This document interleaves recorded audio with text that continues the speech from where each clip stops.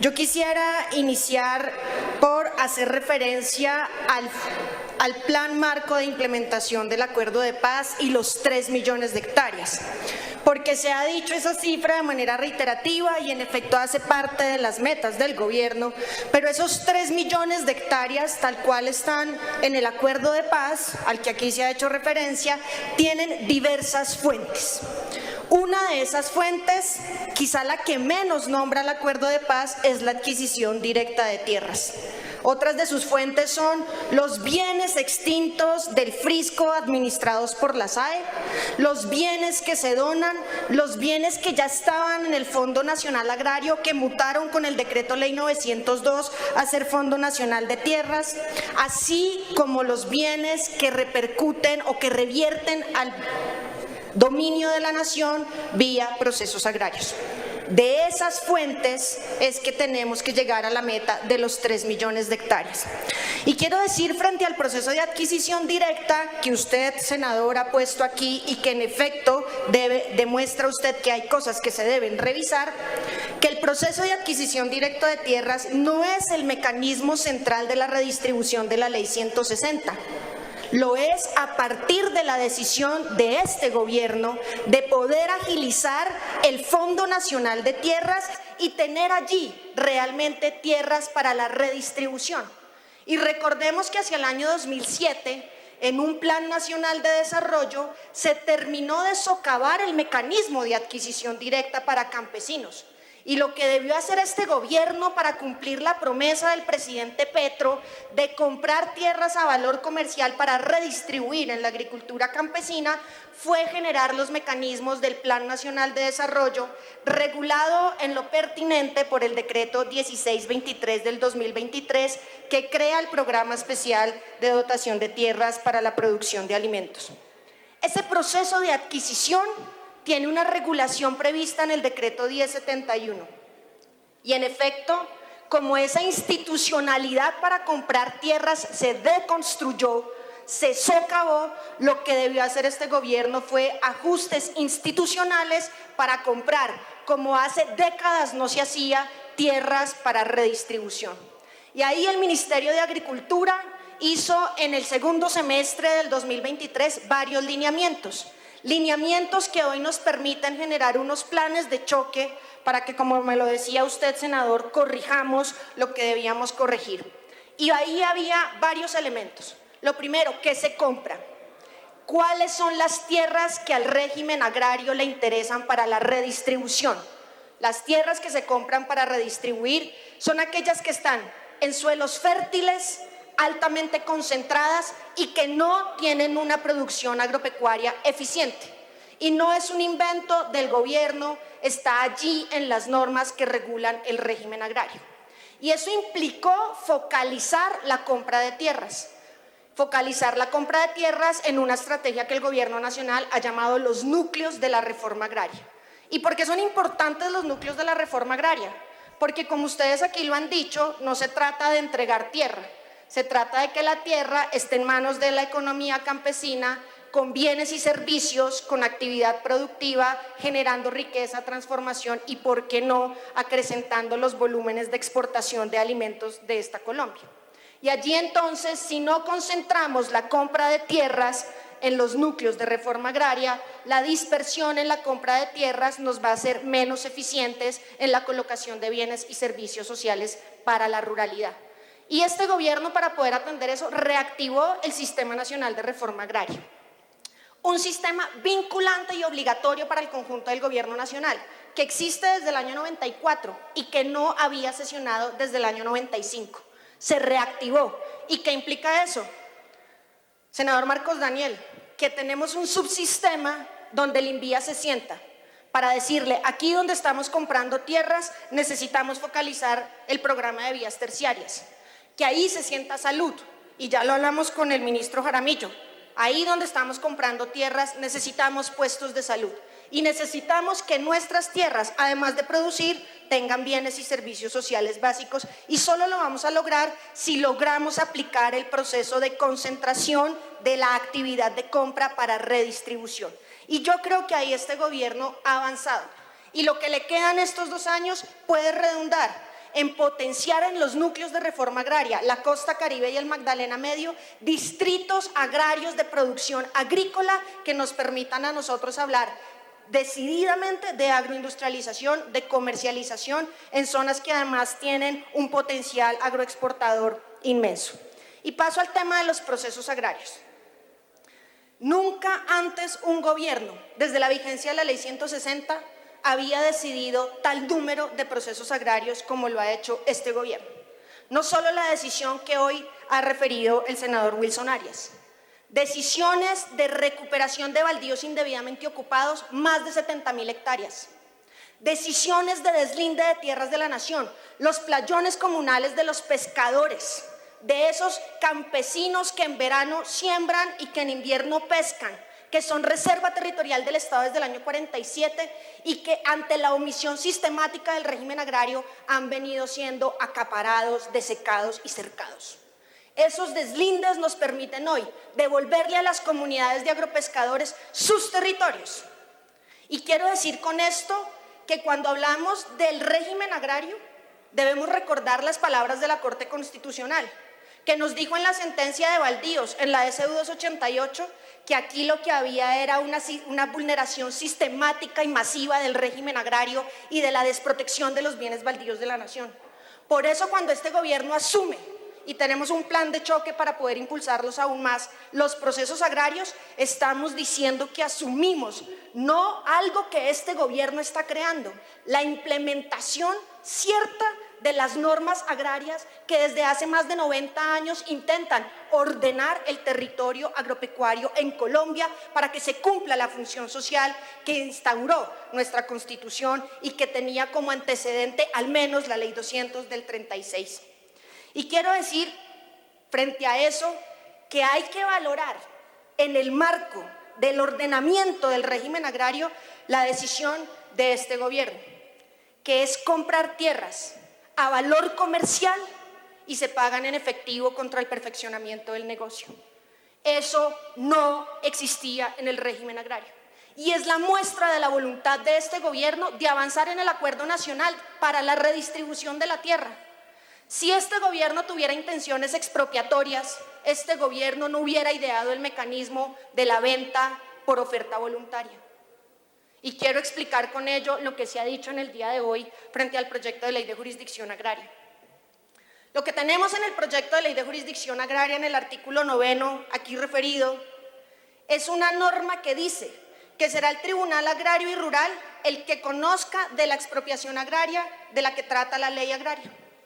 No hay absolutamente nada más. ¿Qué quiere decir eso?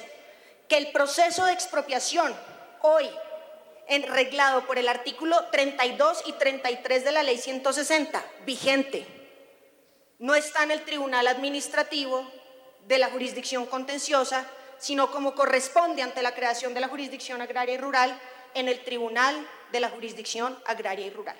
Ninguna otra norma del proyecto de ley habla de expropiación, para la tranquilidad de esta célula legislativa. Pero en el artículo 12 estamos haciendo la relación de los procesos agrarios, de esos de los que hablé yo aquí hoy. La recuperación de baldíos indebidamente ocupados, la revocatoria directa de las adjudicaciones de baldíos, esas revocatorias que permitieron que el predio El Porvenir en Puerto Gaitán, acaparado de manera ilegal mediante resoluciones de adjudicación irregulares, revirtieran al dominio de la nación. Procesos de administración de los bienes de la nación, esos que permiten que los pescadores en el Garzal tengan hoy la expectativa de volver a tener en esos playones producción agrícola y actividad pesquera. Esos deslindes que en Mahates nos han permitido reordenar y recuperar la relación de la ciénaga con su entorno. Esos procesos donde la administración de la nación tiene una relación directa con la tierra. Y esos procesos, debemos decirlos, deben ser resueltos por la Agencia Nacional de Tierras. Y así se ha hecho bajo la Ley 160 del 94. Y cuando en el Decreto Ley 902 se judicializaron las facultades administrativas sobre las tierras de la nación, el resultado fue que durante esos 5 años siguientes no se resolvió un solo proceso agrario. Hoy le estamos diciendo al país, discutamos los procesos agrarios, pero devolvámosle a la administración de la nación la posibilidad de tener los bienes y de disponerlos conforme lo dice el régimen agrario. Eso es lo que estamos proponiendo allí, sin dudar, además fortaleciendo el control de legalidad que estas decisiones tienen en el marco de la jurisdicción agraria. Hoy un proceso de revisión agraria se demora de 5 a 15 años. Con la jurisdicción agraria y con los tribunales y jueces funcionando, esa revisión agraria podría resolverse en el término del Código General del Proceso, que es de 1 año. Y aquí no estamos socavando el Código General del Proceso. Lo que hace este proyecto de ley es traer las normas del Código General del Proceso. El parágrafo segundo del artículo 281, hoy vigente, dice que en los procesos agrarios se aplicarán los principios del derecho agrario, en particular la protección del más débil en las relaciones de tenencia y producción agropecuaria, y que los jueces, bajo determinadas circunstancias, podrán fallar extra y ultra petita.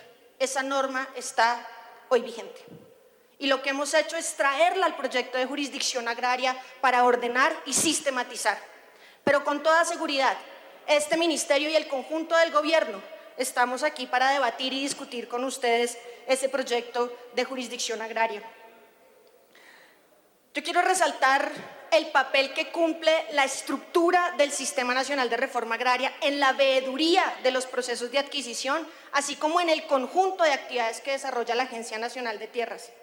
Porque tenemos, se fue el compañero de la Procuraduría General de la Nación, pero tenemos un robusto, que debería ser más robusto, permítanme la acotación, sistema de vigilancia por parte del Ministerio Público.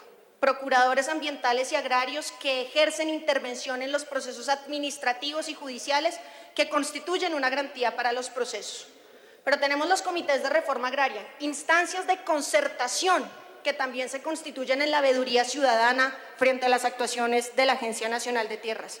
Y tenemos en el Sistema Nacional de Reforma Agraria la intervención y participación de las autoridades municipales, departamentales y nacionales. Es ahí, en ese sistema, en las estructuras de concertación que tiene, donde los procesos de adquisición, como los de formalización, como el desarrollo de los procesos agrarios, deben cobrar sentido en el marco de la vigilancia social. Y digo esto de manera muy clara: si irregularidades han sucedido en 1, en 2, en 3 o en 5 o en más procesos de adquisición directa, este ministerio, de la mano con la Agencia Nacional de Tierras, y ese es lo que hemos acordado con el director, presentaremos sin dubitación los procesos ante las autoridades competentes. El peor enemigo de la reforma agraria, como lo fue a inicios de los 90, es la corrupción.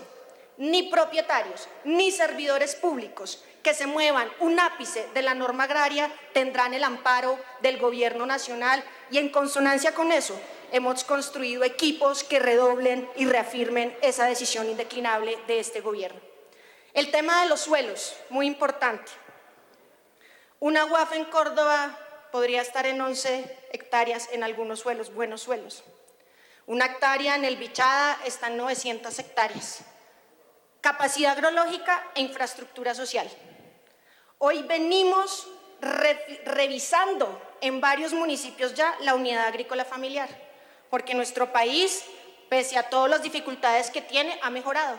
Tenemos vías, tenemos algunos escenarios de electrificación, interconexión en algunos lugares, y eso modifica la unidad agrícola familiar. Pero también tenemos que decir que los suelos en Colombia se vienen deteriorando, degradando. La urgencia de hacer reforma agraria es que pongamos los suelos más productivos de Colombia a producir de manera sostenible. De lo contrario, la capacidad que tiene este país para asegurar seguridad y soberanía alimentaria va a estar no solo deteriorada, sino que nos va a poner en un escenario internacional crítico.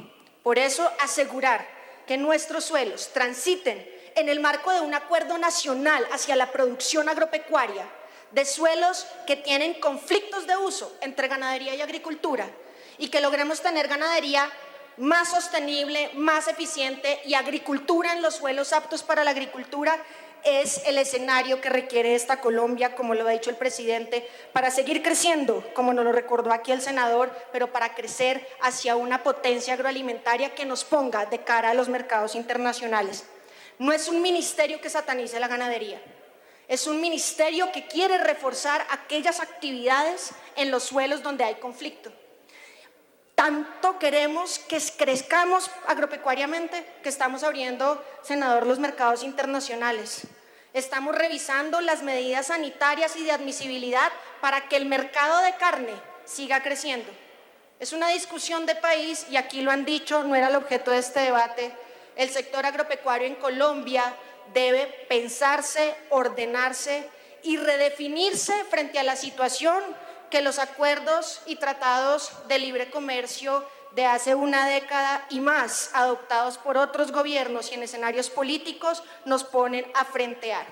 El arroz, la leche, lo decía el senador La Papa, son escenarios críticos que nos ponen a pensar como país qué debemos proteger, cómo lo vamos a proteger y cuáles son las medidas que debemos adoptar en el marco de un escenario internacional que nos exige bastantes cosas. Yo quisiera cerrar reafirmando la necesidad que tenemos en el marco de avanzar en una reforma agraria, de entender y comprender los instrumentos agrarios y decir que este gobierno, su objetivo es implementar los instrumentos de ordenamiento, de administración y de redistribución que ha pactado el país desde 1926, 1936, 1961, 1989, 1994, 2017 y hoy con la decisión del gobierno de que ese conjunto de instrumentos se apliquen, nos permitan que los bienes de la nación sean adecuadamente administrados, que las tierras concentradas se redistribuyan, que sentemos las bases para la concertación y, ¿por qué no?, un gobierno abierto a discutir en el marco del Acuerdo Nacional cuál es esa reforma rural y agraria, integral y popular que puede transformar este país de fondo para que todos y todas, como nación, tengamos en mente la posibilidad de crecer, de desarrollarnos y en lo fundamental, de hacer justicia y de saldar la deuda histórica con quienes han tenido que salir del campo porque no les hemos dado la oportunidad o porque los hemos obligado a salir. Muchas gracias, presidente.